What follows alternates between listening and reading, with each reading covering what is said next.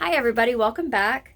So we are going to do a quick pour this morning. This is a 12 by 12 level 3 Artist Loft canvas, and it is going to be the Shelly Art Style Bloom. I just kind of made it up. I made up a new one. I know I've done a couple of these, but I'm still experimenting and trying to find different ways to do it. So our flood or pillow, and I hope I made enough pillow. I think I did. Our pillow is 5 ounces, 5 ounces of the Behr interior flat. This one is ice sculpture. And then I did, where's my Floetrol? And then 4 ounces of just Floetrol to give us the pillow. It's a little thinner than I guess a regular pillow, but again, we're experimenting. Our colors, we have all shades of blue, and I love every single one of these blues. It is, if I can remember what I did. So the pouring medium that I made was 5 ounces of Floetrol and then 5 ounces of the DecoArt Clear pouring top coat. So I mixed that up, and then I mixed up the colors. So in each one of these cups is 1 ounce of that mixture, and then 0.3 ounces of paint. And that's the same for all of them. The paints that we use are Artist Loft Metallic Cobalt Blue, DecoArt Americana Primary Blue, and then this beautiful Liquitex Basics Prussian Blue hue. So that's the blues that we are going to use. And then the Cell Activator, I say Cell Activator, is, what did I do with this one? I did 4 ounces of Floetrol, 1 ounce of the Minwax Polycrylic. Let me grab it for you. So the Minwax Polycrylic, and it's almost empty, so I got to get more.